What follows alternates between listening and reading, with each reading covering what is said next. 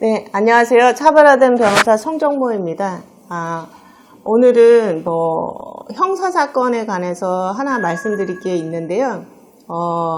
2000년 5월 19일 날 형법에서 신설된 규정입니다. 최근에 제가 맡고 있는 사건도 있고, 그 다음에 이제 그렇게 처벌받은 전력도 있어가지고, 처벌한 사례도 있어가지고, 이런 제도가 있다라는 걸 홍보하기 위해서 이제 콘텐츠 하나를 마련했는데요.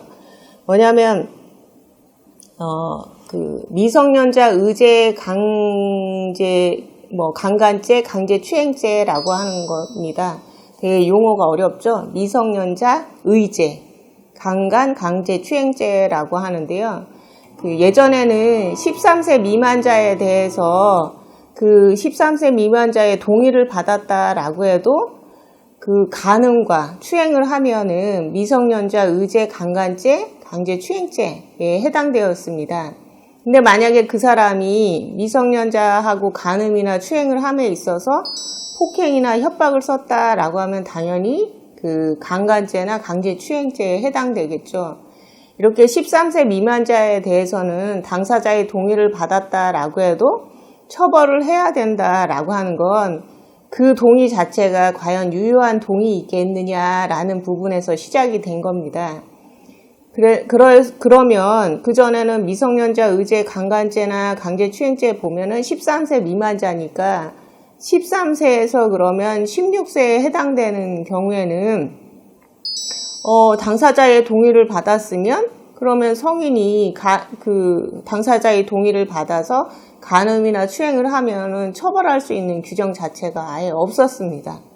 그랬는데 이제 2020년에 5월 19일 날 이제 신설이 되면서 13세하고 16세 미만자에 대해서 당사자의 동의를 받았다라고 해도 간음이나 추행을 하면은 미성년자 의제 강간죄나 강제추행죄로 처벌하게 된 거예요. 그리고 그때의 행위 주체는 19세 이상자, 그러니까 성인인 경우이죠. 그러니까 19세 이상의 남성이 13세에서 16세 미만자에 대해서 당사자의 동의를 받아서 간음을 하거나 추행을 하면 얘는 미성년자 의제 강간죄나 강제추행죄로 처벌받을 수 있다라고 하는 거죠. 그래서 최근에 이제 하급심에서 어떤 판례가 있었냐면 이 남자들이 채팅 통해서 만나는 경우가 많아요. 그러니까 이러한 피고인들이 피해자를 채팅 어플에서 알게 됐어요. 그러거나 아니면 게임 사이트에서 서로 막 대화를 주고받다가 이렇게 오프라인 상에서 만나게 되는 경우도 있더라고요. 그래서 이들이 모텔에서 술 게임을 하면서 술 마시던 중에 간음을 한 경우도 있고, 그 다음에 집으로 불러서 간음을 하는 경우도 있고, 사례는 굉장히 많습니다. 그런데 이에 대해서, 이 피고인들에 대해서, 형량이 어떻게 되냐면, 징역 2년 6월에 성폭력 치료 프로그램 이수 명령, 보통 성범죄 사건에서는 성폭력 프로그램 이수 명령하고, 보통 80시간, 이렇게 하고요. 아동 청소년 관련 기관의 취업 제한, 그 다음에 아동 청소년 관련 기관 및 장애인 복지시설의 취업 제한, 이런 경우가 한 세트를 이렇게 붙습니다. 그래서 이렇게 징역 2년 6월이라고 하면 당사자 본인들도 굉장히 놀랬지만 미성년자에 대한 성범죄에 대해서는 법원이 굉장히 형량이 굉장히 높다라고 하는 부분입니다. 이때 법원에서 유리한 정상으로 인정한 부분은 피고인들이 범행을 전부 인정하고 반성하고 있다. 그 다음에 피고인들이 특별히 금전 등 경제적 이익으로 피해자들을 유인하지는 않은 것으로 보인다. 그리고 이 사건 범행은 처벌 규정이 신설된 개정형법이 시행된 지 오래 지나지 않은 시기에 저지른 범행이다. 그러니까 과거에는 범죄가 아니었는데 이제 법이 신설이 되면서 범죄로 되었다 보니까 약간 과도기적인 측면도 있었겠죠. 그 다음에 범행이 발각된 후 용서를 빌고 피해 회복을 위해서 노력해왔다. 이거는 유리한 정상으로 보았습니다. 이제 불리한 정상인 경우에는 뭐냐면 아동 청소년을 성범죄로부터 보호하고 아동 청소년이 건강한 사회 구성원으로 성장할 수 있도록 하는 것이 우리 사회 구성원 모두가 지켜야 할 최소한 사회적 규범이다. 이게 가장 주된 목적이겠죠. 그래서 16세 미만의 아동 청소년은 아직 정신적, 신체적으로 충분히 성숙하지 않아 성적 관념이나 자기 결정권과 통제력을 제대로 행사할 의사나 능력이 부족하기 때문에 형법이 이들을 특별히 보호하고 특별하게 보호하기 위해서 간음한 성인에 대해서는 강간죄와 같은 형으로 처벌하도록 규정하고 있다. 그래서 이제 대부분은 13세에서 16세라고 하는 경우에는 중학생들이잖아요. 그래서 중학생들을 간음한 거는 피고인들이 자신들의 왜곡된 성적 욕망을 해소하는 수단으로 삼은 것이기 때문에 죄책이 무겁고 사회적 비난 가능성도 적지 않다.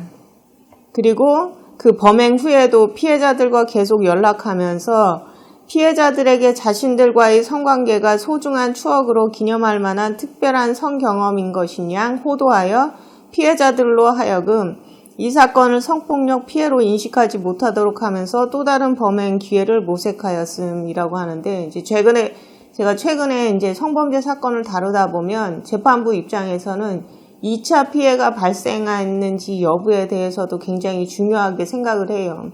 이제 피고인들 중에 간혹 그 어린 그 성폭력 피해자하고의 어떤 성관계를 자신의 어떤 무용담처럼 여기저기 이렇게 전파하고 다니다 보니까 본인은 피해자 입장에서는 숨기고 싶었는데 제3자를 통해서 자기에 대해서 얘기를 듣는다, 이런 부분이 발생한다면 형량이 굉장히 높게 올라가는 상황입니다.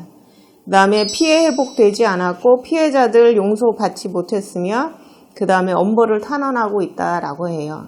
이제 유튜브나 블로그에 이런 부분도 굉장히 많을 텐데, 성범죄 사건은 피해자하고의 합의가 굉장히 중요하지만 지금은 피해자하고 합의하는 게 그렇게 쉽지는 않습니다.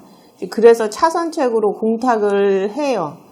그런데 공탁을 한다라고 해도 피해자는 그 공탁하는 금액을 수령하기보다는 이제 그거에 대해서 이제 공탁으로 인해서 자기 책임을 회피한다, 그렇기 때문에 엄벌에 처해달라라고 주장하는 경우가 많아요. 그리고 재판부도 그렇게 피해자로부터 공탁을 양형에 있어서 고려하지 말아달라라고 하는 그런 탄원 이런 게 온다라고 하면 공탁을 그렇게 양형 요소로 그렇게 고려하지 않습니다. 그래서 이 사안에서는 피고인들이 징역 2년 6월에 실형을 선고받았어요. 그렇기 때문에 그냥 단순하게 내가 피해자하고 합의에 의해서 성관계를 했다라는 부분이기 때문에 내가 폭행을 한 것도 아니고 협박을 한 것도 아니고, 그러기 때문에 형법적으로 문제가 되지 않는다라고 생각한다면 그건 큰 오산이다라고 하는 거예요.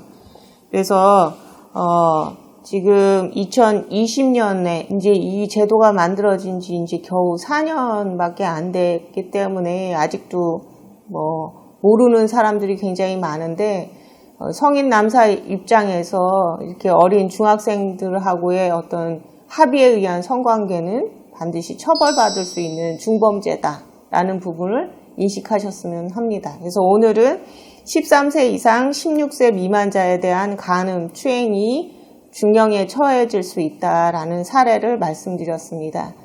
좀 더 궁금한 내용이 있으면 댓글을 달아주시거나 아니면 연락 주시면 자세히 설명드리도록 하겠습니다.